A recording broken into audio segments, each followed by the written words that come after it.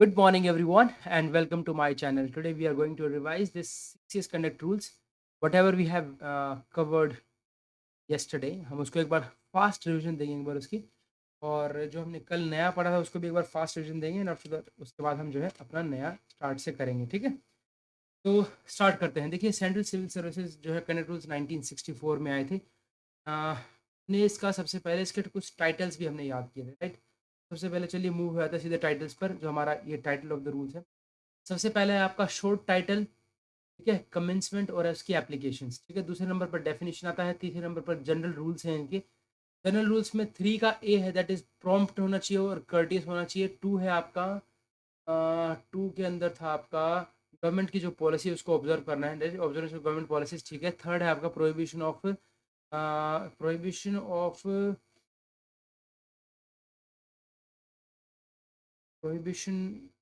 Of sexual harassment at work place, है ना। हाँ जी, sexual harassment of working women. ठीक है, तो ये था हमारा, ठीक है, ये 3C तक हमने हमने जो है कल किया था, राइट। ये हमारा, उसके अलावा हमने 13 ने हमें बताया डॉरी है, 13 इज डॉरी। ठीक है, 13 हमारा गिफ्ट हो गया, याद रखिएगा। तो 12 हमारा सब्सक्रिप्शन था, ये भी हमें पता है।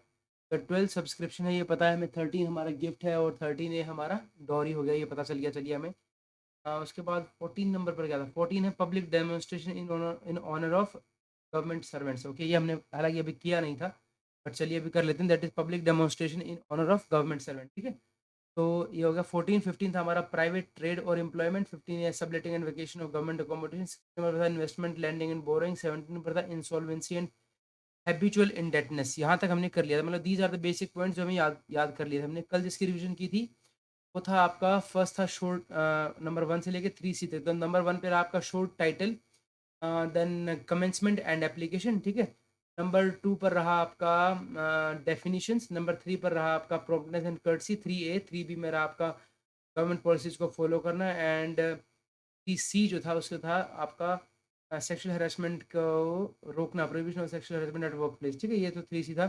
फिर हमारा 12 था सब्सक्रिप्शन। 13 था आपका गिफ्ट। 13A था आपका, 13 ये था आपका डोरी। 14 था आपका गवर्नमेंट सर्वेंट, जो ऑनर था ना, ऑनर ऑफ गवर्नमेंट सर्वेंट के कुछ करके था, public demonstration in honour of government servant, ये 14 था आपका। 3 नंबर था फिर आपका 15 था आपका।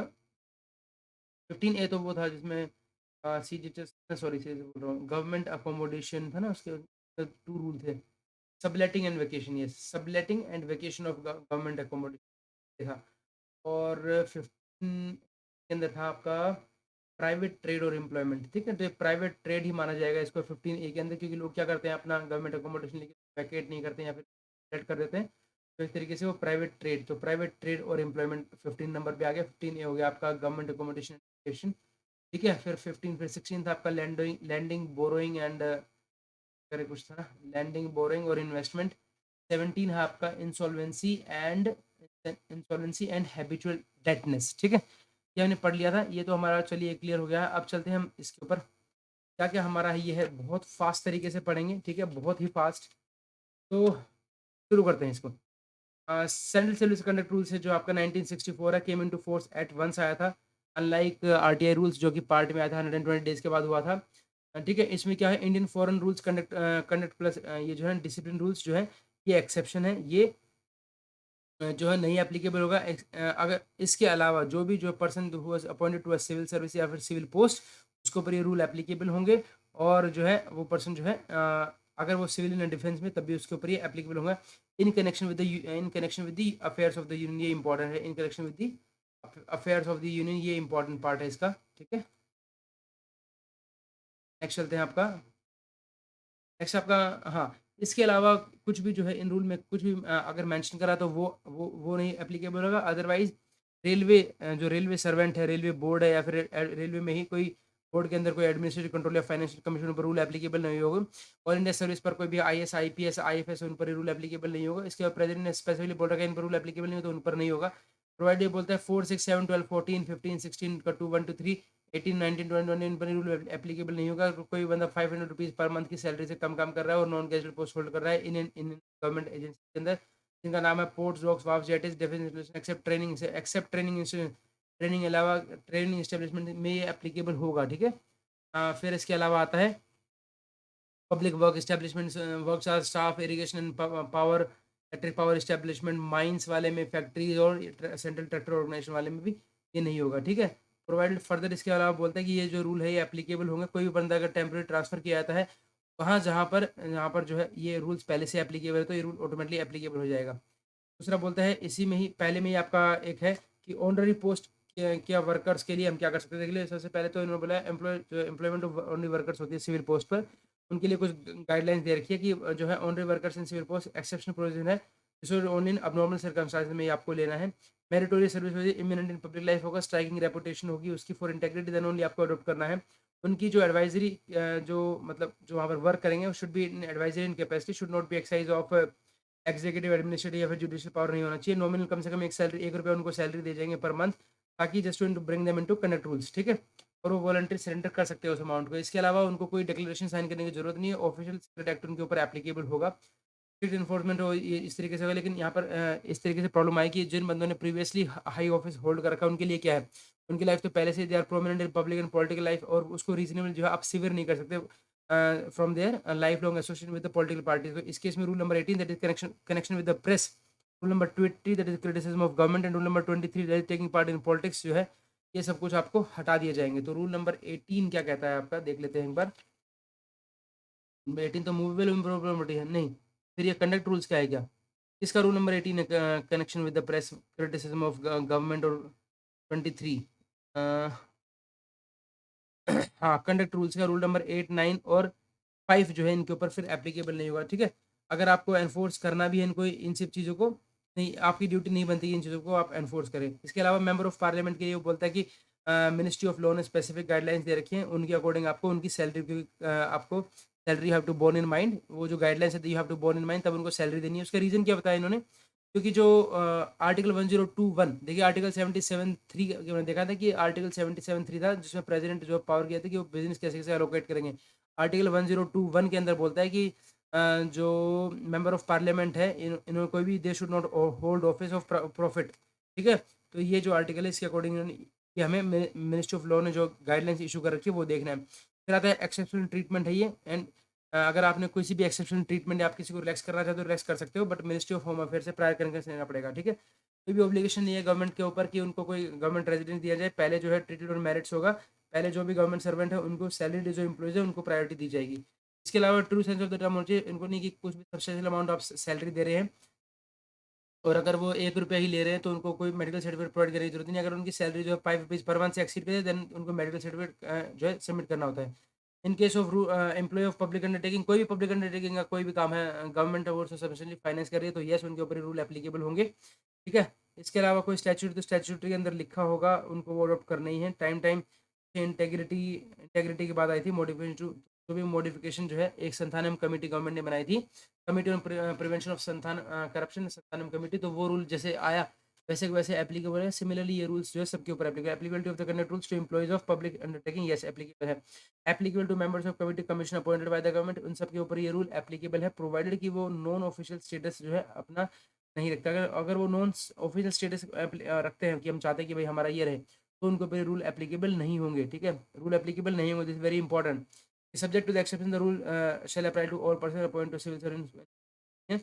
पर्टिकुलर केस है जैसे the person concern has been formally appointed to a civil service, तो उसके ऊपर ये होगा, ठीक है। Not merely the intention remuneration की वो सैलरी ले रहा है या नहीं ले रहा है, उनके ऊपर वो रूल एप्लीकेबल होगा, ठीक है। अगर वो कोई भी सिविल पोस्ट या सिविल सिविल सर्विस या फिर सिविल पोस्ट होल्ड करता है तो। अब बोलते हैं नॉन ऑफिशियल मेंबर्स है all person other than who are in active government service, ठीक है, of commission board member of inquiry है। अगर गवर्नमेंट के द्वारा कोई की जाती है, जैसे कोई कमीशन बोर्ड बनाया, कोई कमेटी बैठाई, तो उसके लिए वो जो लोग हैं ना वो कंसिडरेबल इंपॉर्टेंस देते हैं for their non non official status, ठीक है। While accepting membership of such commission, in cases में क्या इंटेंशन दिखाया था said rule should not apply, intention is that the said rule should not apply, तभी तो नॉन ऑफिशियल होल्ड करें, the person should not be appointed to any civil service, उसको किसी भी सिविल सर्विस या सिविल पोस्ट पर नहीं देना है, but they can be appointed as chairman और member of the commission, that means chairman और member of the commission that is not a civil post, civil post या फिर वो सेंट्रल सिविल पोस्ट नहीं है वो, ठीक है। इस तरीके से, ठीक है। एंड द गवर्नमेंट, एक मिनट बात करते हैं यहाँ पर सेंट्रल सिविल मतलब देख लेते हैं क्या होता है।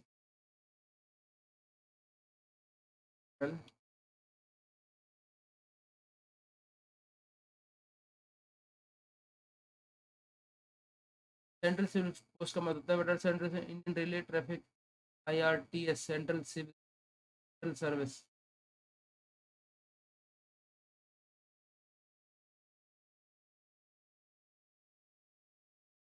पब्लिक पोस्ट क्या होती है?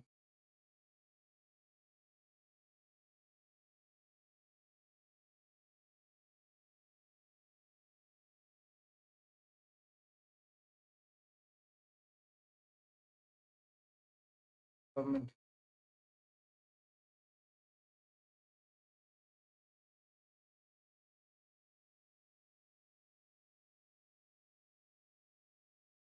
ये कोई बात नहीं,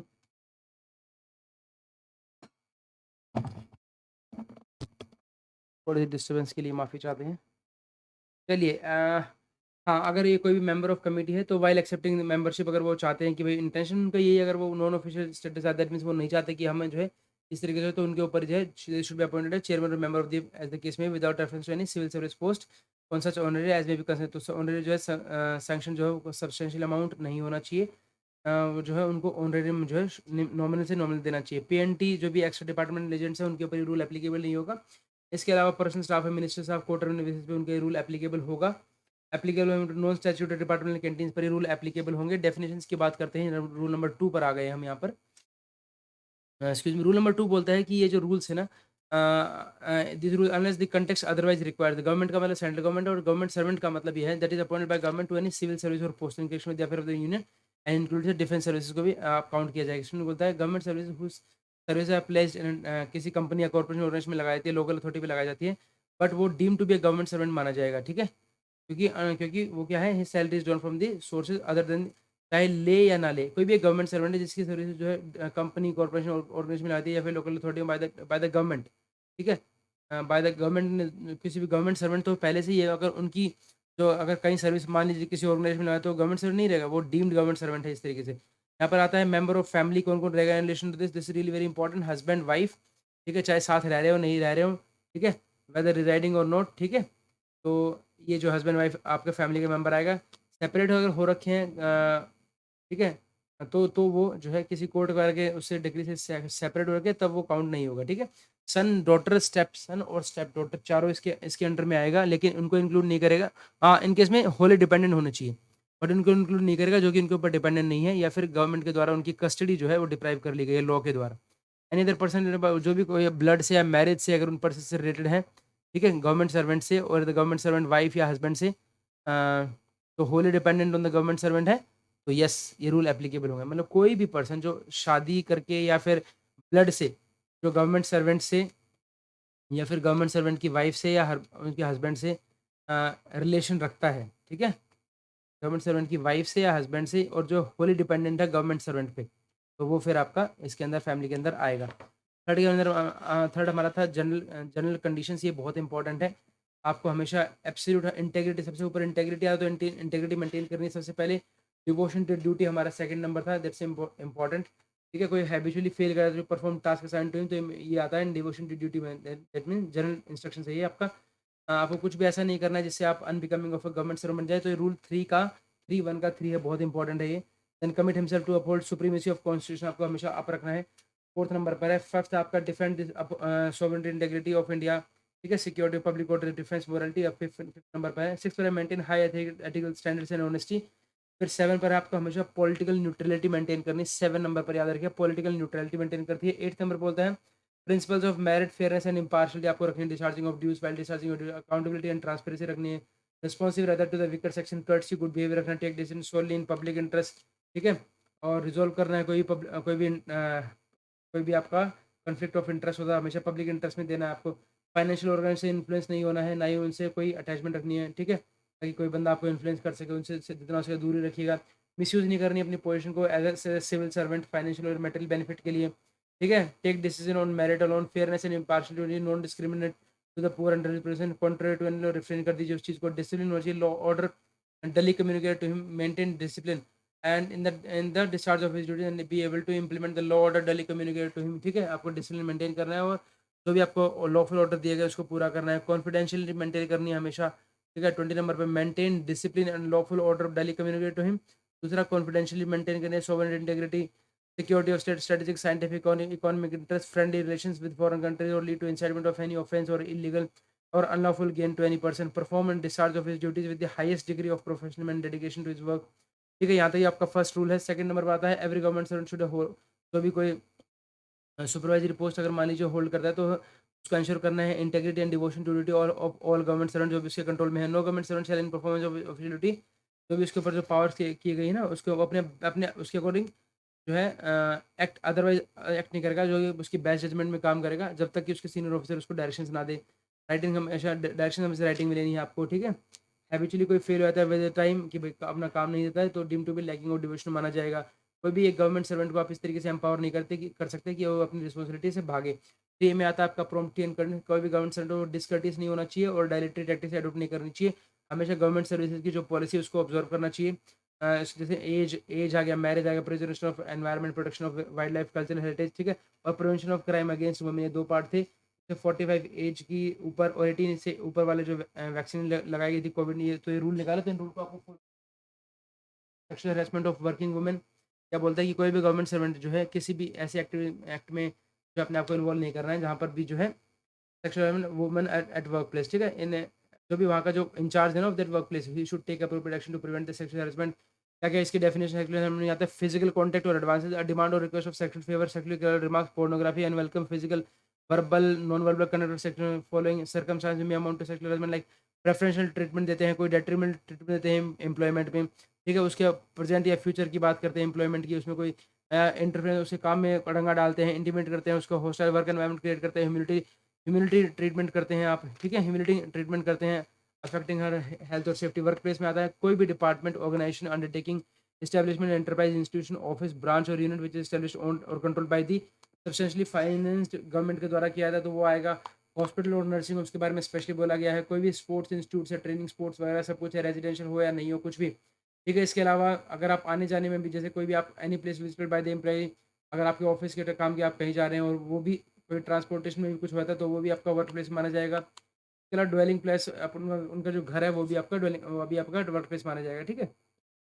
इसके अलावा बात करते हैं intimation required to be given regarding conviction की, कन्विक्शन अगर होती है उसके लिए आपको मतलब पहले बताना है, ठीक है। इसके लिए तो ये इन्होंने बताया था कि प्रोसीजर जो है आपको नीड नॉट बी फॉलो जहाँ पर डिपार्टमेंटल पेनल्टी अगर चल रही है ना on government on the base which have led to conviction criminal code, तो डिसमिस नॉट ऑटोमेटिक नहीं होती है वहाँ पर। तो पहले सबसे पहले एग्जामिन किया जाता है मेरिट के बेस पे और फिर उसके बाद जो है ऑर्डर इम्पोज किए जाते हैं। यहाँ पर क्या गया है कि जो भी पर्सन जो है convict by court of law may be in a position to consider his case and pass suitable orders there on, ठीक है।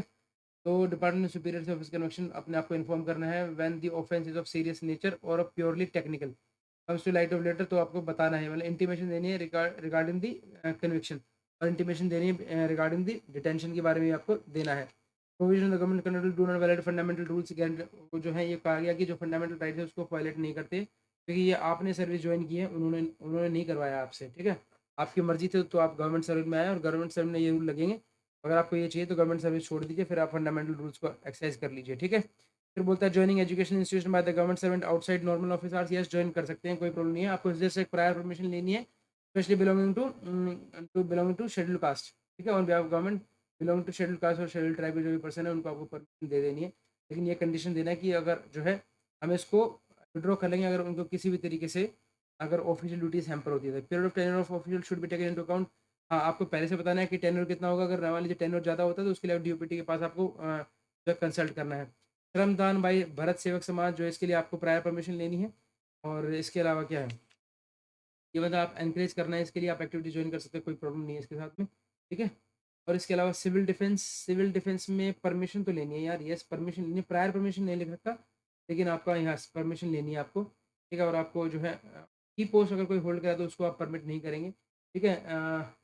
तो कोई बंदा कोई भी इमरजेंसी आती है और सिविल डिफेंस सर्विस में आपको बुलाया था तो उसके लिए आपको ड्यूटीज़ वहाँ देनी है। ऑफिस आवर्स में जब आप देते हैं तो आपको स्पेशल कैजुअल लीव मिलेगी, ठीक है। In addition to their civil pay वगैरह जो कुछ भी वो मिल जाएगी। अगर कोई बंदा इस तरीके सिविल डिफेंस ऑर्गेनाइजेशन परमानेंट तरीके से ज्वाइन करता है एज ए गवर्नमेंट सर्वेंट, ठीक है, और होल टाइम पेड बेसिस पे अगर आप ज्वाइन करता है तो फिर ये इसमें आपको मतलब दीज आर ये फिर जो ये रूल है ये आपके ऊपर एप्लीकेबल नहीं होंगे, ठीक है। इसके अलावा सेंट जॉन ब्रिगेड में एक बोलता है 7 डेज की, आपको 7 डेज को दी जा सकती है आपको, अगर आप एक मेंबर है तो। फिर इसके अलावा बोलता है कि अगर आप वहाँ पर सेंट जॉन एम्बुलेंस ब्रिगेड के अंदर एनरोल करते हैं as member of Saint John, तो रिसीव टू आपको जो है नेसेसरी ट्रेनिंग भी मिल सकती है, आपको ग्रांट ऑफ परमिशन मिल जाएगी, would not interfere the efficient discharge of action, no objection to the period of training, ठीक है, being treated as casual leave मानी जाएगी उसको। स्पेशल कैजुअल लीव आप जो है, अगर उनके पास कैजुअल लीव नहीं है तो उनको स्पेशल कैजुअल लीव दे देंगे, ठीक है। फर्स्ट एड वगैरह फेयर वगैरह में ड्यूटी लगती है तो आपको 7 दिन की जो है एक साल के अंदर 7 दिन की स्पेशल कैजुअल लीव दी जा सकती है, ठीक है। और such duties are to be perform during office hours on working day, और या फिर अगर आपकी हाफ डे सील तो हाफ डे सील दी जाएगी। होम गार्ड के लिए आपको एनकरेज करना है, परमिशन दे सकते हैं। एस सी एल आपको इसके अंदर में स्पेशल कैजुअल मिलेगी इसके अंदर में, ठीक है। और will be subject to existence of public work, कोई ऐसी पोस्ट होल्ड कर रहा है तो उसको नहीं दी जाएगी, ठीक है। और इसके अलावा home guard, national volunteer corpse और प्राणी रक्षा दल, ठीक है। तो ये सब कुछ में there should be no objection to government servant provided head of office department जो है consider this can be done without detriment to the office, ठीक है, to their official duties will be treated as special casual leave. Person concern जो है permit to receive an additional to their pay जो है वो आपको मिल जाएगी, इसमें कोई प्रॉब्लम नहीं है आपको, ठीक है। नेक्स्ट चलते हैं आपका joint territorial army. Yes, territorial army join कर सकते हैं, आपको कोई प्रॉब्लम नहीं है, आपको परमिशन लेनी पड़ेगी। प्रायर परमिशन नहीं, परमिशन की बात हो रही है सिर्फ, ठीक है।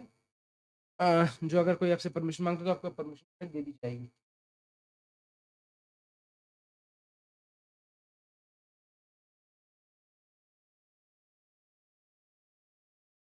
बस वही है कि आपकी ड्यूटी जो है वो हैम्पर नहीं होनी चाहिए, ठीक है। तो यानी कि सिर्फ एक श्रम सबक सेवा में उसमें प्रायर परमिशन की जरूरत थी, बाकी किसी में नहीं। SCL आपको ऑलमोस्ट सब में दे ही दिए, इसमें लिखा नहीं है वैसे, टेरिटोरियल आर्मी में आपको नहीं दिया गया है कोई भी, लेकिन इससे अलावा सेंट जॉन ब्रिगेड में, home guard, national volunteer corps, रक्षा दल और नेशनल सिविल डिफेंस सर्विस के अंदर भी आपको दिया गया है, लेकिन जॉइंट टेरिटोरियल सर्विस के अंदर नहीं दिया गया। कोई आपको SCL मिलेगी या नहीं मिलेगी वो नहीं दे रखा है, परमिशन दी जा सकती है।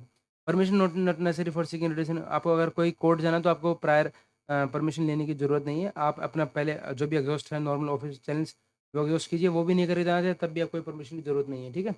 Court of government servant in relation to the proper maintenance of his family, अगर करते हैं तो ठीक है, नहीं करते हैं तो आपके ऊपर कंडक्ट रूल्स अलग से बनाने की जरूरत नहीं है, आप पहले से ही CCSC से रूल्स के अंडर आते हैं, उसके अंदर आपको एंड बिकमिंग ऑफ आप जो है सफिशिएंट रीजन है ये इस तरीके से आपके लिए, ठीक है, जिसके अकॉर्डिंग आपके ऊपर चलाया जा सकता है, मतलब अफेक्ट किया जा सकता है आपको, ठीक है।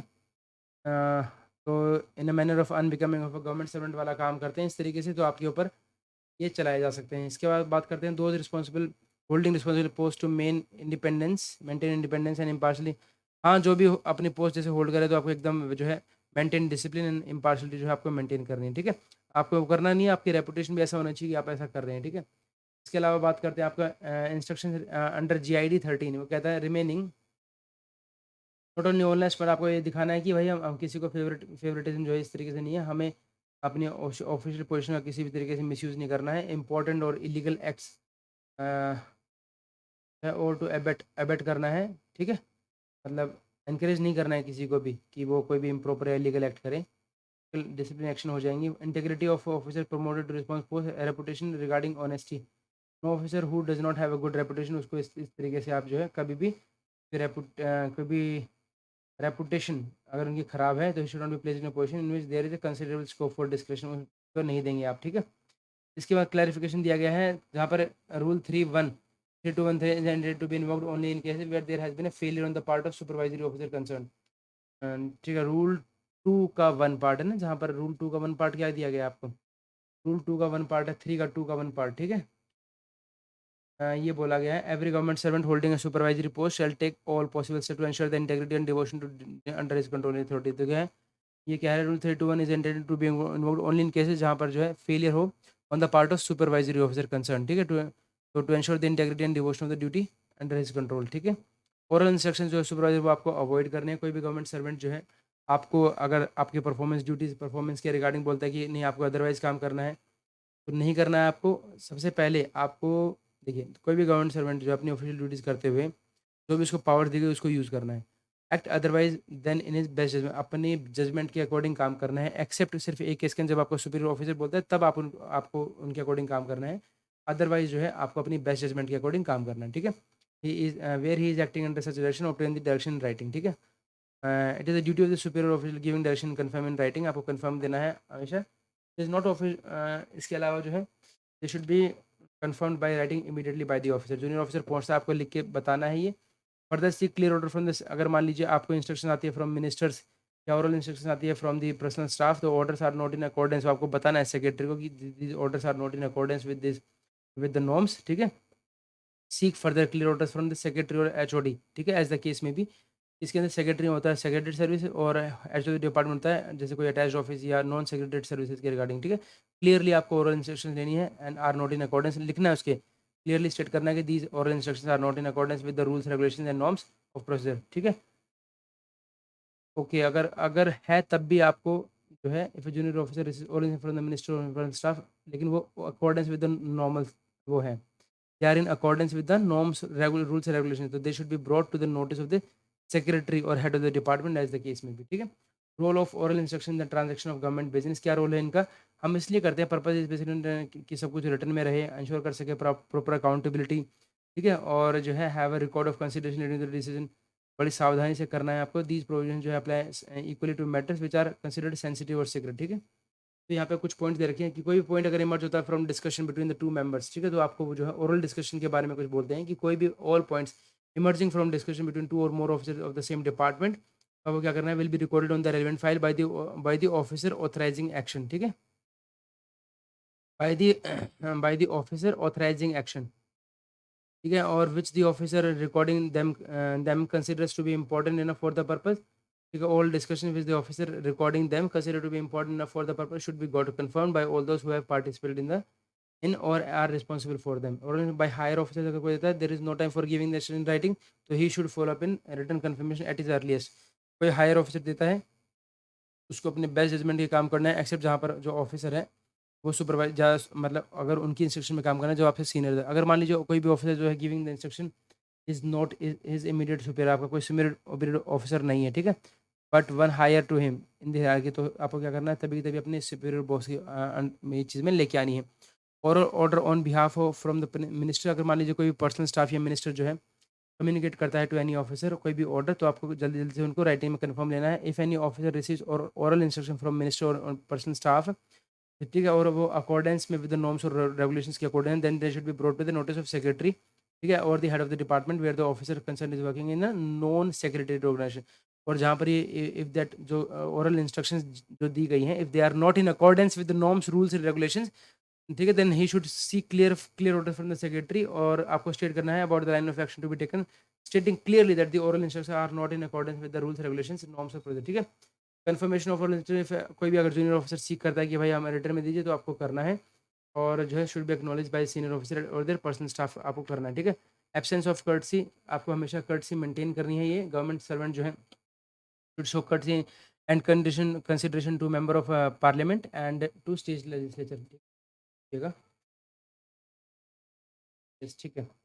तो बोलता है कोई भी गवर्नमेंट सर्वेंट है दे शुड शो कर्टसी दिखाना हमेशा consideration to member of parliament, ठीक है, while they should consider carefully और लिसन टू देम पेशेंसली, बड़ा patience to member of parliament, they should always act according to their own best judgement. यहाँ पर जो officer he is unable to accede to the request, तो आपको बड़ी courtesy उसको मना कर देना है एंड रीजन देना है फॉर इनेबिलिटी कि मैं ऐसा क्यों नहीं कर पा रहा हूँ। ऑफिसर जो भी जिनके पास ये बहुत ऑफिशियल मतलब हैवी ड्यूटीज़ हैं, इस तरीके से उनको क्या करना है, कोई भी ऑफिसर जो है should feel free to set, आप अपना दिन का कोई भी टाइम निकाल सकते हैं जिसमें आप किसी से नहीं मिलने चाहिए। इसके लिए आपको कोई भी मतलब गिल्टी फील करने की जरूरत नहीं है, या फिर डिसकर्टियस या फिर लैक ऑफ कंसिडरेशन की, ऐसा कुछ नहीं है। बल्कि दिन में फिर कुछ टाइम आपको ऐसा भी निकालना है जिसमें आप जो है आपसे आगे कोई भी मिल सकता है। अगर मान लीजिए कोई किसी पर्सन ने अपॉइंटमेंट ले रखी है, तो पहले आप उसको डील करेंगे, और अगर मेंबर ऑफ पार्लियामेंट जिन्होंने अपॉइंटमेंट नहीं ले रही है, फिर उसके इमीडिएटली आप उसको डील करने के बाद उनसे डील करेंगे। अगर मेंबर ऑफ पार्लियामेंट्स के साथ अपॉइंटमेंट फिक्स है और उसमें कोई डिविएशन होता है, तो आपको उनको बताना है, प्रॉम्प्टली बताना है, ठीक है, और उनको कम से कम इनकन्वीनियंस हो ऐसे इस तरीके से काम करना हो। फ्रेश अपॉइंटमेंट तभी तभी उनसे बात करके ले लेनी है। कोई मेंबर ऑफ पार्लियामेंट या स्टेट लेजर कम्स टू सी उनसे, तो उसको खड़े होकर रिसीव करना, सी ऑफ भी करना है उनको। एंड मेंबर्स ऑफ पार्लियामेंट जो है मेजर स्टेट कोई भी फंक्शन होता है, तो आपको एन ब्लॉक मतलब उनके लिए कोई जगह ऑल टुगेदर सेम टाइम पर उनके लिए जो है ऐसे एनक्लोजर रिजर्व करने हैं जो कि next to governor, chief justice, speaker और लोकसभा एम्बेसडर के रिगार्डिंग रखते हैं, ठीक है। स्टेट लेजिस्लेचर की कोई भी आता है तो उनके बाद मेंबर ऑफ पार्लियामेंट के बाद उनको रखा जाएगा। Block seat meant for them should be reserve till the end of the evaluation, ठीक है, हमेशा तक रखनी है even though they may be vacant. Letter receive from member of parliament जो है आपको एक्नॉलेज प्रॉम्प्टली एक्नॉलेज करना है अप्रोप्रिएट लेवल पे, ठीक है, और एक्सपीडियटली करना है, एकदम जल्दी से करना है। इन्फॉर्मेशन और statistics related to matter of local importance के बारे में कुछ पूछते हैं तो रेडली अवेलेबल दे दीजिए। अगर और नॉन कॉन्फिडेंशियल अगर कहीं भी डाउट है तो आप अपने हायर अथॉरिटी से कंसल्ट कीजिए। गवर्नमेंट सर्वेंट जो है प्रोहिबिट और गवर्नमेंट सर्वेंट को प्रोहिबिट किया जाता है कि आप अपने कोई भी ऐसा पॉलिटिकल इन्फ्लुएंस नहीं लेके आएंगे अपने सुपीरियर के ऊपर, ठीक है, जिसमें जिसमें जो है आपको टू फर्दर योर इंटरेस्ट, ठीक है। क्या आगे बात करते हैं official dealings between the administrator and the public, ठीक है। अगर कोई भी मान लीजिए let complete there have been cases जहाँ पर जो है due and proper courtesy was not shown to MP and MLA, उसके लिए बोल रहे हैं यहाँ पर बोला committee of parliament, references from committee of parliament से आए हैं, were not being attended promptly, जो अटेंड नहीं किया जा रहा है, it should not be passed on routinely down the line, ठीक है। मिनिस्ट्री जो है should immediately identify senior officer. देखिए कमेटी ऑफ पार्लियामेंट जब भी आती है, ठीक है, उनको एक बार अटेंड नहीं किया गया तो उनको बोला कि मिनिस्ट्री जो है they should immediately identify senior officer, कम से कम जॉइंट सिटी लेवल का, who should be charge with responsibility of that there references are attended promptly, ठीक है। इसके अलावा लेटर सिर्फ member of parliament acknowledge promptly acknowledge करना है, डाउटफुल केस कहीं पर तो सीनियर ऑफिसर डिस्कस कर लीजिए, ठीक है, before refusing the request. Matter या डिपार्टमेंट या फिर मिनिस्ट्रीज को अपने ऐसे तरीके क्या करना है, पब्लिक फंक्शन कोई भी ऑर्गेनाइज किया जाता है तो उसमें आप उनको बुलाएंगे, एंट्री पासेज जहाँ पर हो नेसेसरी वहाँ पर उनको देंगे, ठीक है। इसके अलावा वेयर द एमपी ऑफ नाम जहाँ पर अपीयर होता है तो नेम जो है उनका should be listed according to the position assigned to the MP in the warrant of precedence. और इसके अलावा इसको नाम देना है आपको कि जो एमपी है क्या क्या क्या लिखेंगे आप इसको, मेंबर ऑफ पार्लियामेंट लिखेंगे, और should not B member of Lok Sabha या मेंबर ऑफ राज्यसभा नहीं लिखेंगे। अगर लिखना चाहते तो एमपी पहले लिखेंगे, मेंबर ऑफ पार्लियामेंट, फिर with in bracket Lok Sabha Rajya Sabha लिख सकते हैं। इसके अलावा गाइडलाइंस कुछ दे रखी है आपको, member of parliament occupy democratic में काफ़ी हाई होल्ड रखते हैं, तो आपको कर्टसी शो करनी है, listen patiently according to your best judgement, ठीक है। Any division from an appointment तो आपको पहले से कंसिडर दोबारा से लेना है, मेटिकुलसली करेक्ट और करेक्ट कर्टिस होना चाहिए, अपनी सीट से उठेंगे जब भी वो आपकी सीट पर आते हैं, been invariably invited to public function order by the government. Member of parliament को state legislative of the area be invariably आपको इनवाइट करना है टू पब्लिक फंक्शन में, ठीक है। वारंट ऑफ प्रेसिडेंस की उनको आपको सिटिंग देंगे, लेटर को प्रॉम्प्टली एक्नॉलेज करना है, रिप्लाई देना है आपको अप्रोप्रिएट लेवल पे, और इसके अलावा 15 दिन का एक्नॉलेज करना है, 15 दिन के उनके पास लेटर भेज देना। लोकल इंपॉर्टेंस का हो कोई भी एमएलए में लोग दे सकते हैं, अगर कॉन्फिडेंशियल नहीं है तो, अगर रिक्वेस्ट रिफ्यूज़ करनी है तो हायर अथॉरिटी से पहले पूछ लेना है। रिक्वेस्ट शुड बी नॉट किसी अपनी गवर्नमेंट सर्वेंट को उनके अपनी इंडिविजुअल के स्पॉन्सरिंग के लिए एमपी एमएलए के पास नहीं जाना है। कोई भी कमेटी या कमेटी ऑफ पार्लियामेंट जो है उसको अटेंड करना है promptly, senior officer at level of joint secretary और इक्विवेलेंट उसको चार्ज करना है with responsibility for ensuring this, ठीक है। Officer should not ignore telephonic messages, कोई भी या ईमेल हो गया इन देयर एब्सेंस में उनको जल्दी जल्दी कॉन्टेक्ट करना है, ठीक है। इसके अलावा कमेटी ऑफ प्रोविजन में एक बात आई थी जहाँ पे क्वेश्चन राइज हुआ था, एक मेंबर ऑफ पार्लियामेंट जो है अगेंस्ट कलेक्टर, उन्होंने जो है एलजीडी ऑर्डर उनका होटल रूम जो सर्च करवाया था इन view of mailing his reputation. तो दो बेसिक क्वेश्चन अराइज होते हैं इस केस में, जो सर्च थी वो उनकी एब्सेंस में हुई थी या फिर वो बोनाफाइड एक्शन था to ensure free and fair election. तो उन्होंने बताया कि जो एक्शन वो जो सर्च थी उनकी एब्सेंस में हुई थी। इसके अलावा जो है उन्होंने अनकंडीशनल और रिपीटेड अपोलॉजीज टेंडर्ड की गई बाय दी डिस्ट्रिक्ट कलेक्टर, इसलिए कोई एक्शन नहीं लिया गया, लेकिन आपको गाइडलाइंस इशू की जाती है इस तरीके से as per warrant of precedence. जो हमारे जो position of member president that is above the officers of the rank of secretary, उनके उनसे भी ऊपर होता है, तो आपको ध्यान देना है, किसी भी मैसेज को इग्नोर नहीं करना है, चाहे टेलीफोनिक हो चाहे आपको वैसा मैसेज हो, मेल से आया हो आपको उसको नहीं वो करना है। इसके अलावा फ्रॉम द एमओपी से कुछ बातें बोल रहे हैं, एमओपी से क्या है देखिए, ईच जो भी कम्युनिकेशन आपको रिसीव होती है from a member of parliament, a member of the public recognise association या फिर पब्लिक बॉडी, ये चारों चीज़ें important, not only from MP, कोई भी आपको कम्युनिकेशन रिसीव होती है from a member of parliament या फिर मेंबर ऑफ द पब्लिक या फिर आपको रिकॉग्नाइज्ड एसोसिएशन से या फिर पब्लिक बॉडी से, it should be acknowledge with in 15 दिन में आपको रिप्लाई भेजना है और 15 दिन में एक्नॉलेज करना है, ठीक है। पहले एक्नॉलेज करेंगे फिर रिप्लाई भेजेंगे। इसलिए अगर कहीं एंटिसिपेट कर रहे हो तो आप कम से कम एक इंटरव्यू रिप्लाई जो है आपको विद इन अ मंथ दे देना है, और within indicating the possible date by which final reply can be given, वो आपको ध्यान रखना है। Official dealing between the this क्या करता है, corresponding with the member of parliament, जहाँ कहीं भी आपको अटेंड प्रॉम्प्टली अटेंड करना है उनको।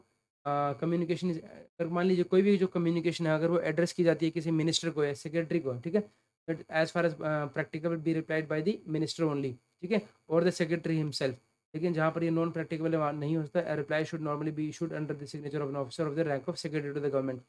वहाँ पर जहाँ पर तो मतलब जो है मिनिस्टर का कोई भी रेफरेंस आएगा तो या तो मिनिस्टर देंगे या फिर सेक्रेटरी देंगे, सेक्रेटरी से नीचे कोई भी नहीं देगा। Their communication is address to head of an, मान लीजिए किसी head of an attached office में के नाम पर मार्क कर दिया उन्होंने, तो ठीक है, तो वो एड्रेस ही जो है उन्हीं पर वही आएगा। लेकिन जहाँ पर पॉलिसी इशूज़ अगर इन्वॉल्व हो जाते हैं, पावर कंप्यूटर अथॉरिटी का अप्रूवल लेंगे वो पहले, ठीक है।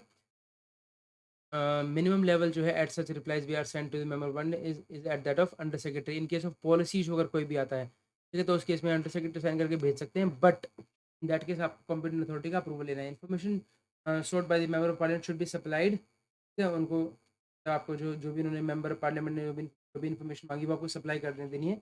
बस वो इन्फॉर्मेशन आप मना कर सकते हैं, इफ दैट्स अगर वो इन्फॉर्मेशन आप मना करते हैं जो इन्फॉर्मेशन पार्लियामेंट ने मांगी और तब आप मना कर रहे हैं, ठीक है, तो वो वाली इन्फॉर्मेशन नहीं देनी है, ठीक है।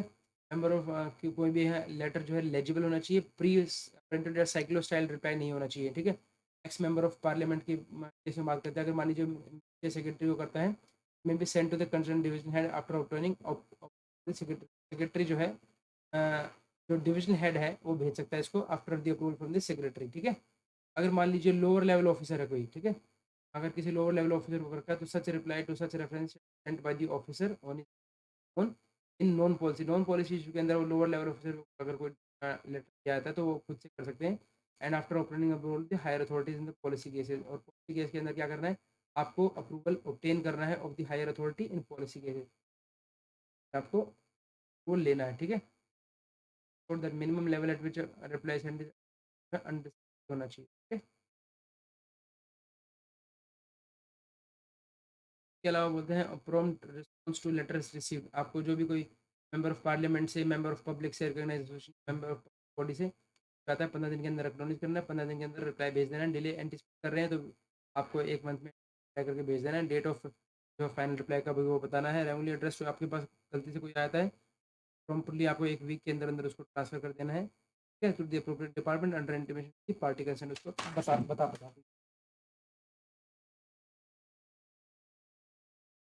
नेक्स्ट चलते हैं, आपका गवर्नमेंट सर्वेंट जो है हमेशा कर्टसी दिखाना चाहिए, वही गाइडलाइंस को दोबारा से रिपीट कर रहे हैं। केयरफुली कंसिडर, ठीक है, बेस्ट जजमेंट डिवीजन प्रॉब्लम, ठीक है, मेटिकुलसली, ठीक है, टेकिंग प्रायर अपॉइंटमेंट, उनकी व्हीकल की एंट्री करवा देनी है, पब्लिक फंक्शन में आते तो कंफर्टेबल सीटिंग अरेंजमेंट होनी चाहिए, ठीक है। वारंट ऑफ प्रेसिडेंस के अकॉर्डिंग बैठाना है आपको। प्रेजेंटेशन मीडिया इवेंट्स जो है कुछ होता है तो उसके अंदर include the name of parliament, ठीक है, जो भी कंफर्म कर चुका है कि हाँ वो आएंगे तो उनका नाम लिखना है। कोई भी कॉन्स्टिट्यूंसी जो है अगर मेंबर की मोर देन वन डिस्ट्रिक्ट है तो शुड जो है उनको बुलाया जाएगा 100%, ठीक है। को स्पेशल टाइम दिया जाएगा, आपको स्पीड कम्युनिकेशन से भिजवाया जाएगा। रिसीट आपको रख लेनी है, लेटर जो है प्रॉम्प्टली एक्नॉलेज करने हैं।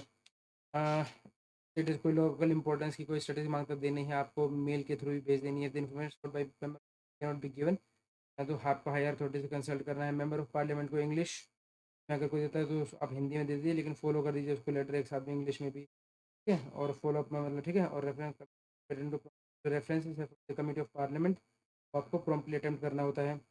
The officer should be not ignore telephone message या try to contact their list including email वगैरह सब कुछ, ठीक है। और power of members of parliament जो है क्लियरली डिफाइंड, ठीक है, तो आपको फॉलो करना है।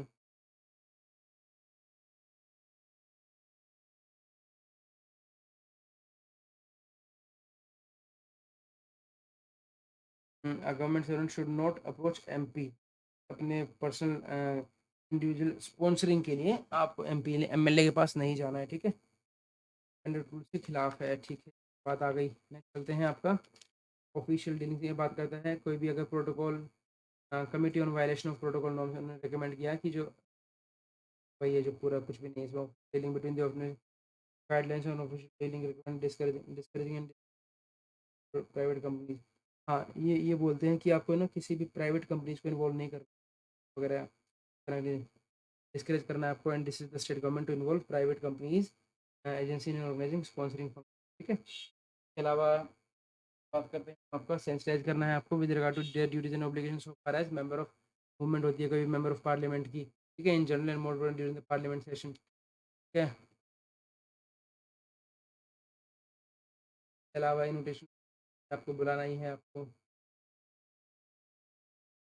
कम्युनिकेशन रिसीट, ठीक है, deterrent action for discourtesy or appropriate dilated tactics in the dealing with the public, ठीक है। जनरल फीलिंग यही है among the people, other deterrent action for discourtesy and appropriate dilated tactics, कोई भी बंदा ऐसे हैं जो dilated tactics वगैरह अपनाते हैं, जैसे उसकी वजह से क्या है, committee are constraint to mention that general feelings among the people of lack of spirit of service expected to the members of the public service and also public services, ठीक है, and also to the dilatory methods and tactics in their dealing with the public. Very often compel करते हैं किस तरह से public to seek the intervention of the legislature और the public man of importance for the disposal of their routine matter को भी। तो ये आपके लाया जाता है कि first obligation to render service and not made to exercise authority over the public welfare state undertaking है, वॉलंटरी कोऑपरेशन कीजिए, courteous बिहेवियर, ठीक है, they are helpful attitude and quick disposal of cases है। इस तरीके से any complaint is received against any government servant जिसने डिस्कर्ट ये जैसे कुछ डायरेक्ट टैक्टिस हमें उसके अगेंस्ट होगा। प्रोसीलाइजेशन के अंदर आप धर्मांतरण वाला जो है ना क्या कर सकते हैं, सेक्रेटरी हमारे पहले ही बोल रखा है। गवर्नमेंट सर्वेंट जो है अगर ऐसे पार्टिसिपेट में bringing about organising conversion from would be even more reprehensible in the process directly under question is are not likely to be frequent in added in the existing conduct rules but participating right and that may be treated as good or sufficient for taking this action yes लेकिन आपके ऊपर disclaimer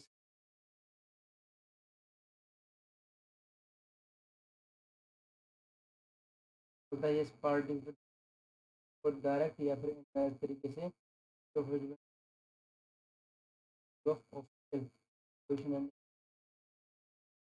disconnection बनता है। Practice of untouchability तो किसी हालत में आपको नहीं करनी है, ठीक है। आर्टिकल 17 बोलता है आपका अनटचबिलिटी के रिगार्डिंग फंडामेंटल 3 आर्टिकल हो गए हमारे पास 77 जिसमें प्रेसिडेंट को पावर होती है that is locate the business और 1021 जिसमें आप ऑफिस एमपी और अब आ गया आपका अनटचबिलिटी वाला, ठीक है। पार्ट 3 फंडामेंटल में बोलता है अनटचबिलिटी अबॉलिश हो चुकी है, एक्ट आ चुका है, कोई ऐसे गिल्टी मिलता है तो प्रोसिक्यूशन उनके ऊपर ग्राउंड सस्टेन पेनल्टी भी लगेगी उसके ऊपर, ठीक है। जॉइंट रिप्रेजेंटेशन नहीं दे सकते आप एक तरीके से in a matter of common interest नहीं दे सकते। Observance of proper decorum government during आपको जो है डेकोरम मेंटेन करनी है। तो गेम कार्ड वगैरह खेलते हैं सिर्फ और 7 बजे के बाद भी जो है इंडोर गेम अलाउड नहीं है, कोई भी डिसिप्लिन रहेगा अगर आप इस तरीके से नहीं फॉलो करेंगे तो पंक्चुअलिटी आपको ऑफिस में करनी है, ठीक है, रेगुलर बेसिस। आपका एक्ट और कंडक्ट काउंसिल में पढ़ चुके हैं।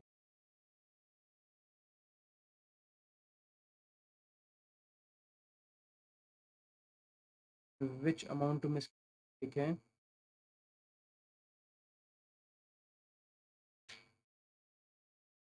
पढ़ चुके हैं लेकिन एक बार एक प्लेन रीडिंग देते हैं आपको।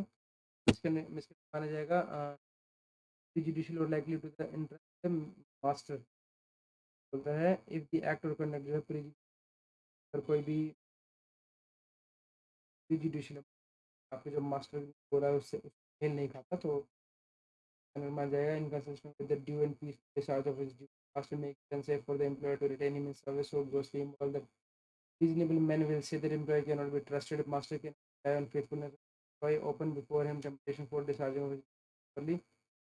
Yeah, and if he is abusive, disturb the peace, resulting and insubordinate to such a degree of incompatible with the rational habitually negligent है लेके टेंस टू सीरियस, ठीक है। इसके अंदर बोलता है wilful insubordination of disobedience, infidelity, unfaithful, dishonesty, worthiness, theft, fraud, dishonesty. यहाँ पर एक वर्ड आता है आपका इनफिडिलिटी। इनफिडिलिटी का मतलब क्या होता है देख लेते हैं एक बार।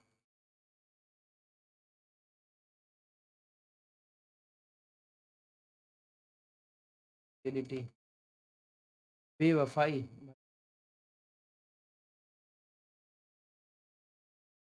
the act of not being faithful, okay, your wife husband, okay, hey so infidelity मतलब okay.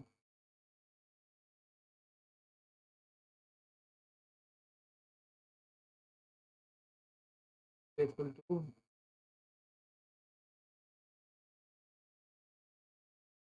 ठीक है, पास घात कोई कर देता है, ठीक है। अनफेथफुलनेस मतलब क्या होता है कोई भी अनफेथफुलनेस, ठीक है। Then we have dishonesty, dishonesty, dishonest भी मिसकनेक्ट है भाई। अनट्रस्टवर्दीनेस, थेफ्ट, फ्रॉड, डिसऑनेस्टी,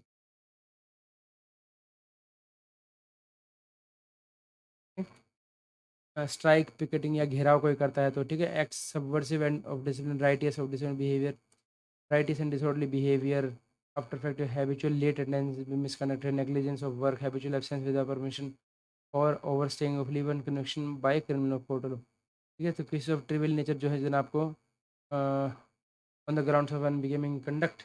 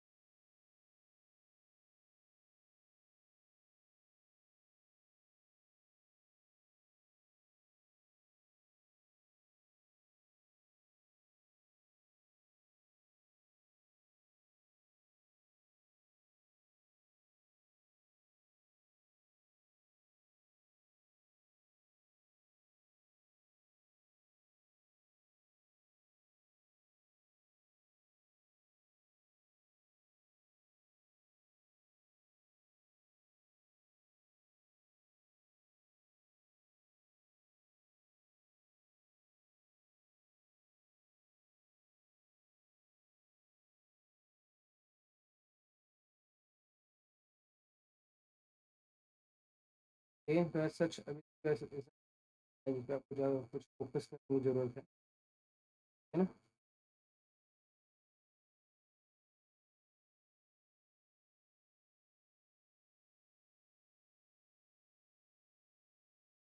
कि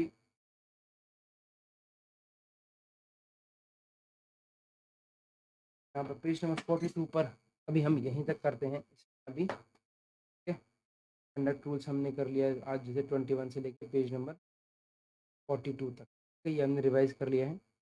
प्लस साथ में हमने कल जो हमने रूल्स पढ़े थे 15 to 17 पर, वो देख लेते हैं।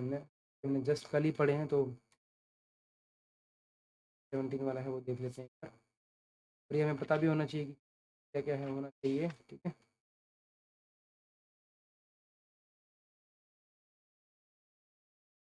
15 वाला थोड़ा इंपॉर्टेंट है, ध्यान दीजिएगा इस पर। हम साइड बाय साइड जो है पीछे पीछे भी जो है धीरे धीरे धीरे कर करके इसको भी इनको भी करना शुरू कर देंगे। Don't worry. ये है कि हमारे पास हम 20 पेजेस रिवाइज कर रहे हैं, और जो भी हमने कल किया था उसको एक बार रिवाइज कर लेते हैं, और ताकि हम आगे भी मूव होना है। सिर्फ एक यही नहीं है ना, बहुत सारी बुक्स पढ़नी है अभी। ठीक है, तो 20 पेजेस वहाँ पे कर लिया हमने। और एक बार जो हमने कल किया था, क्योंकि हमने कल किया तो थोड़ा सा आइडिया है हमें। ठीक है, तक हम इस पर भी आ जाएंगे एक वीक के बाद। लाइक दिस चलना है, इसी तरीके से चलना है यार। ठीक है, तो बात करते हैं, हम प्राइवेट ट्रेड की बात करते हैं।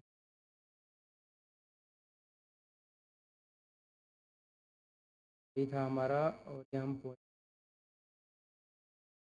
प्राइवेट ट्रेड और एम्प्लॉयमेंट। तो देखिए बहुत इम्पोर्टेंट है कि जब भी आपको कोई भी प्राइवेट ट्रेड या एम्प्लॉयमेंट करनी है, तो कुछ केसेस हैं जहाँ पर आपको अ, मतलब आपको प्रीवियस सैंक्शन लेनी पड़ेगी। ठीक है, कोई भी एंगेजमेंट डायरेक्टली या इनडायरेक्टली किसी भी ट्रेड या बिजनेस के अंदर आप जो है इन्वॉल्व होते हैं, उसके अंदर नेगोशिएट या अंडरटेक अदर एम्प्लॉयमेंट के अलावा कोई अदर एम्प्लॉयमेंट आप लेते हैं, उसके एप्लीकेबल होगा। होल्ड इन इलेक्टिव ऑफिस या कोई भी मतलब ये तो ट्रेड या बिजनेस नहीं करना है सबसे पहले, कोई भी अदर एम्प्लॉयमेंट नहीं करनी है। ट्रेड बिजनेस कोई भी नेगोशिएट और undertake any other business directly indirectly involve नहीं हो रहा है किसी ट्रेड बिजनेस में।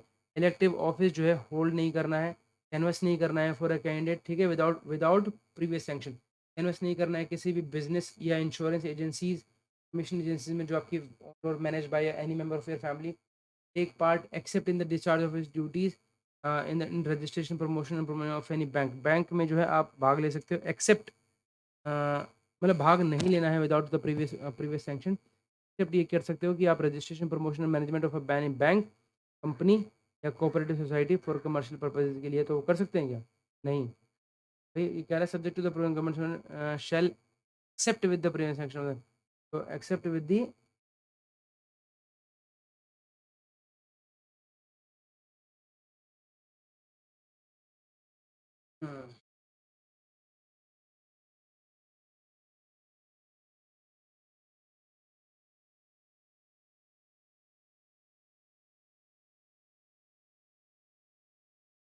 Government servant shall except the previous section, इस सेक्शन के मैं ऐसा नहीं कर सकता, ठीक है। मैं भी ज़्यादा टेक पार्ट, भाग तो ले सकते हो आप इसके अंदर, ठीक है। एक्सेप्ट, अगर मैं इसकी बात कर रहे हैं हम registration management of any bank, तो उसके लिए आपको ज़रूरत नहीं है। कमर्शियल पर्पजेज़ के लिए है तब भी नहीं, तब भी कोई दिक्कत नहीं है, ठीक है। पार्टिसिपेट और एसोसिएट करना himself in any manner in the making of, कोई भी स्पॉन्सर्ड मीडिया होता है, जैसे रेडियो टेलीविजन प्रोग्राम है, कोई भी स्पॉन्सर्ड मीडिया प्रोग्राम है गवर्नमेंट का लेकिन प्राइवेट एजेंसी द्वारा क्या प्रोड्यूस किया जा रहा है, या फिर कोई भी प्राइवेटली प्रोड्यूस मीडिया प्रोग्राम है, वीडियो मैगजीन वगैरह, तो वो नहीं करना। गवर्नमेंट का तो चलेगा। गवर्नमेंट से विदाउट द प्रीवियस सेंक्शन चाहे undertake any honorary work of social nature और चैरिटेबल नेचर, वो कर सकते हो। Undertake occasional work of a literary artistic और साइंटिफिक कैरेक्टर का कर सकते हो। पार्टिसिपेट इन स्पोर्ट्स एक्टिविटीज़ और एज एन एमेच्योर कर सकते हो, ठीक है।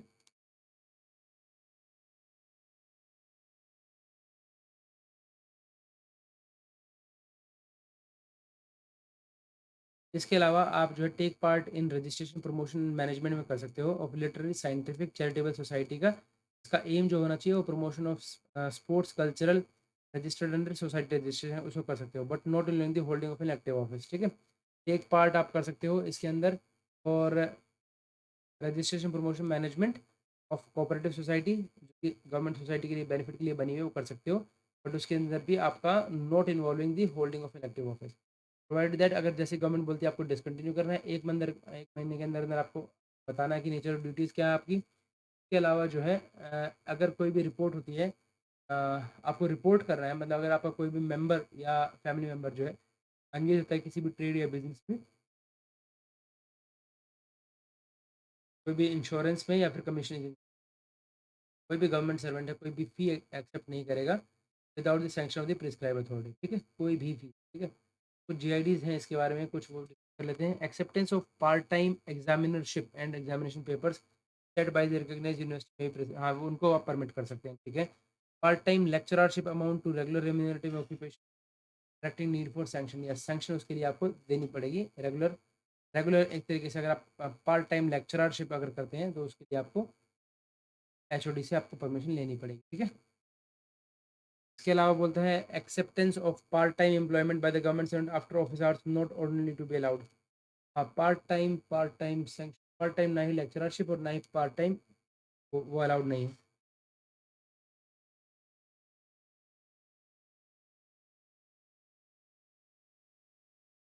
प्रायर सेक्शन जो है लेनी है, prior permission.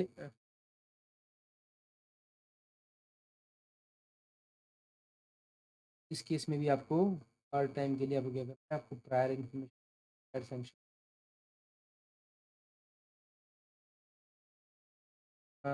Part time examiner के केस में जो है मे बी परमिटेड वगैरह आप कर सकते हैं इस तरीके से।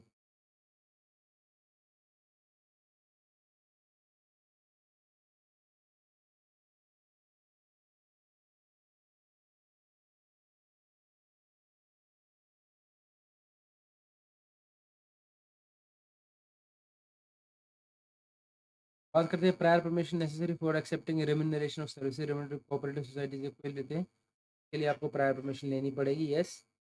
अगर he could accept a fee, this is private, ठीक है। तो ये आपको क्या है, और इसके अलावा क्या है, इसके अलावा अगर आप 400 रुपये से ज़्यादा है तो आपको उसका वन थर्ड जो है ना, वन थर्ड जो आपको सबमिट करना पड़ता है जनरल रेवेन्यूज़ में। Association of central government servant with religious bodies, आप जुड़ सकते हैं एसोसिएटेड रिलीजियस बॉडीज से, कहता है।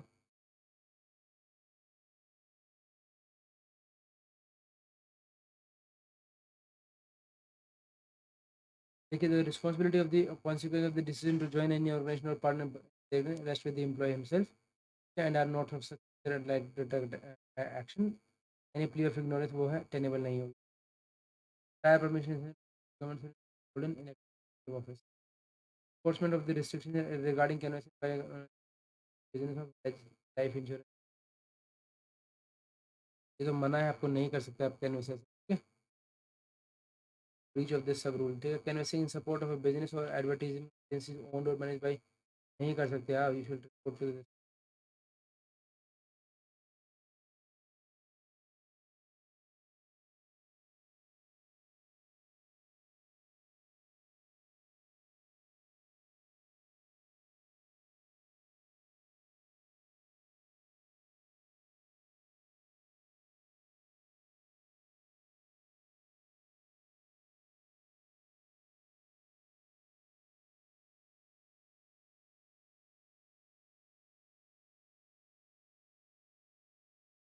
ठीक है। इसके बाद बोलता है अंडरटेकिंग प्राइवेट कंसल्टेंसी वर्क नहीं ले सकते, शैल नॉट बी परमिटेड। इसके अलावा permission for medical practice during their time to be given to those holding recognise, अगर आप कर रहे हैं तो आप कर सकते हो। एचओडी है may grant the required permission. Medical practice during कोविड-19, ये सबको ये अलाउ कर दिया है जिसके पास था। ठीक है।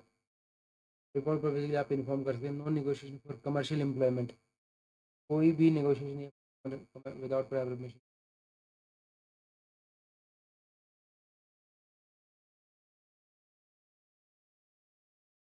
अपॉइंटमेंट एज ऑथराइज एजेंट या national savings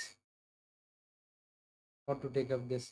permission to enrol with bar association, कर सकते हैं बट लीगल प्रोफेशन जो है आपको नहीं एंगेज कर सकते आप उसमें। एडवोकेट के में आप एनरोल कर सकते हैं, should not legal profession independently और otherwise.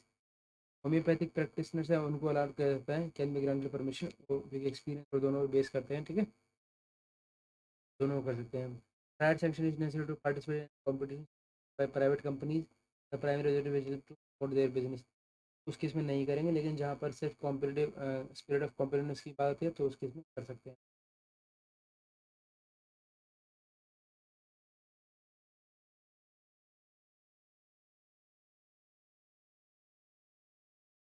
Condition for granting permission to hold elective office, हाँ the rule only provide for sanction, कर सकते हैं आप, इसमें कोई प्रॉब्लम नहीं है। Holding of elective office by the government in cooperative society, ये भी आप जो है,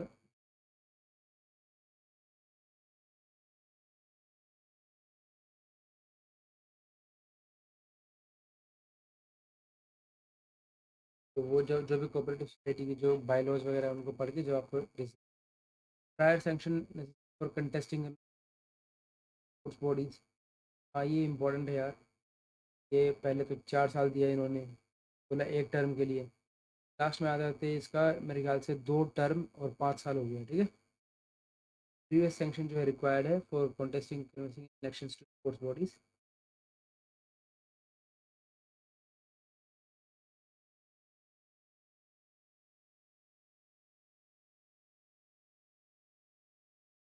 तो 4 साल है, लेकिन अब तो 5 साल हो गए। ठीक है,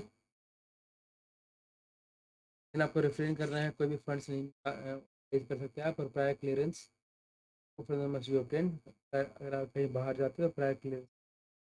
सेक्शन फोल्डिंग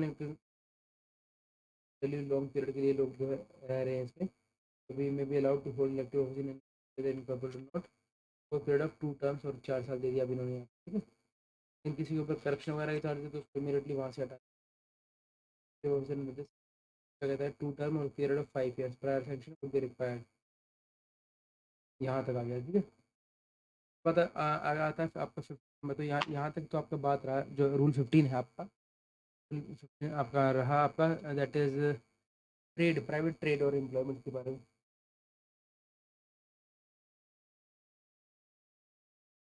प्राइवेट ट्रेड के अंदर एक और जो है इन्वॉल्व किया जाता है यहाँ पर, that is subletting and vacation of government accommodation, मतलब जो है ये भी एक पार्ट है इसी तरीके से। ठीक है, तो बोलता है कि कोई भी गवर्नमेंट सर्वेंट है शेल सबलेट लीज और अदरवाइज अलाउ ऑक्यूपेशन नहीं करेगा कोई भी, कैंसिलेशन जब भी बोला जाएगा तो वैकेट करेगा अपना ही। ठीक है,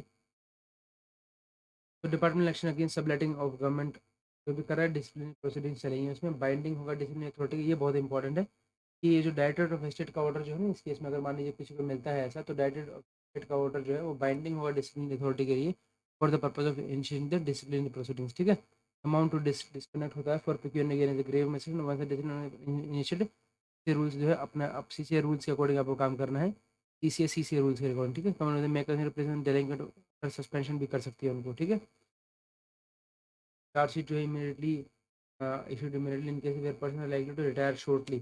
So those who are likely to become time barred by virtue of misconduct more than 4 years old. Action against subletting of generation garage का मिसयूज नहीं करना है। ठीक है, ये भी दिया गया है, डबल रेट से चार्ज होगा, damages are to be imposed from the date of inspection apart from the major penalty proceedings चलेंगे। dismissal of service, unauthorised construction और एनक्रोचमेंट के लिए भी सीपीटी कोई आता है, आपको कोऑपरेट करना है ताकि ऑब्स्ट्रक्शन क्रिएट करनी है। ठीक है, यही आपका नेक्स्ट आता है आपका investment lending and borrowing, rule number 16 है आपका।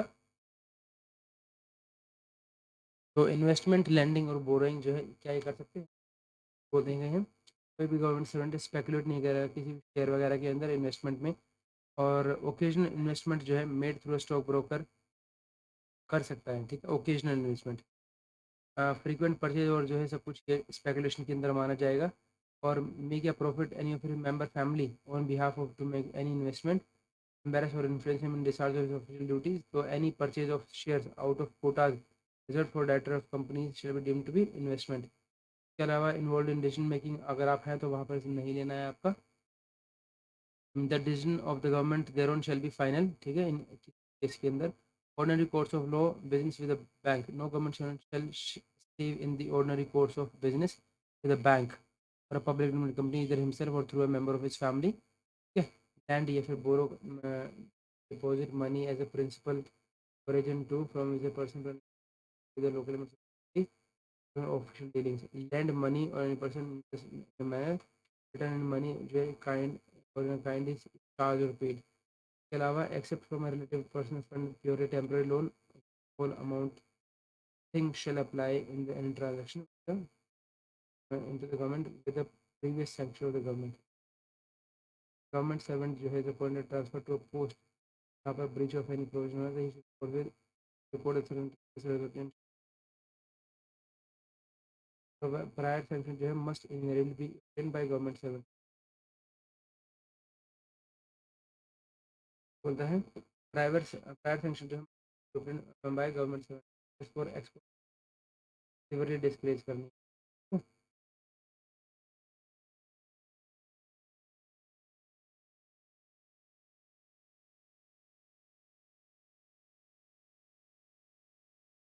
प्रायर सेंक्शन कोई भी देते हैं कुछ पैसा।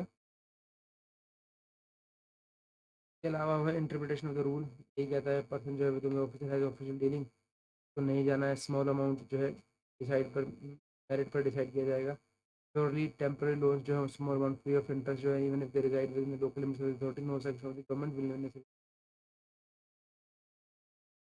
स्मॉल अमाउंट में कोई आपको वो करने की जरूरत नहीं है। Temporary loans of small interest free of interest होता है in the case of office in the case of officers who do not have a definite territorial jurisdiction term person within local limits of the officer not possible to define the term small amount मतलब नहीं बता पाते कि small amount क्या है। तो comprehensively each case should be decided on merits in deciding such case the status of the individual concerned उसको ध्यान में रखा जाएगा।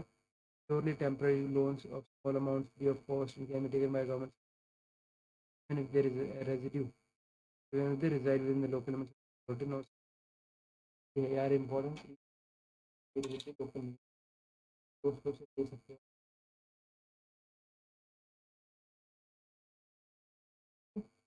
सबसे कोर्स नहीं करना board of standing authority for loan deposit with private level कम करना है।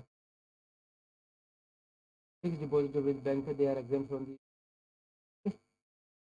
इसके अलावा बोलते हैं इंसॉल्वेंसी एंड हैबिचुअल इंडेटनेस, ये भी इंपॉर्टेंट है। कोई भी गवर्नमेंट सर्वेंट है अपने काम को इस तरीके से प्राइवेट अफेयर मैनेज नहीं करें टू अवॉइड हैबिचुअल इंडेटनेस।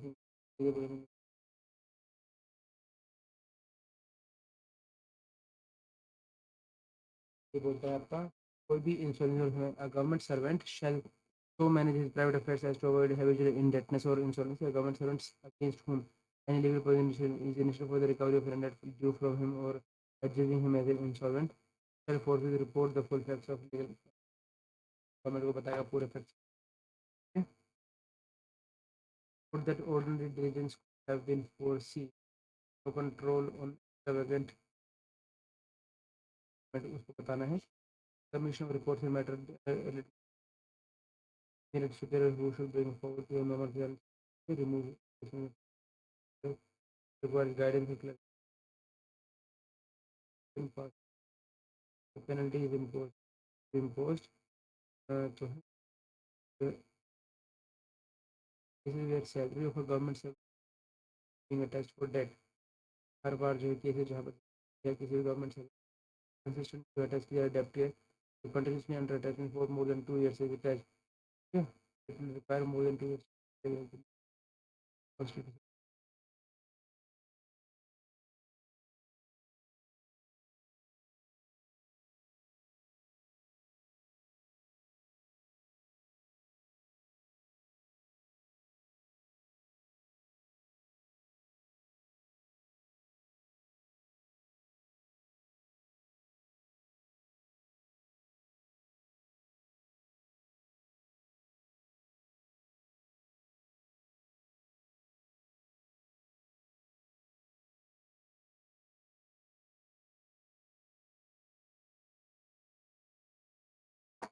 है जी, पे कर लिया हमने। This thank you so much.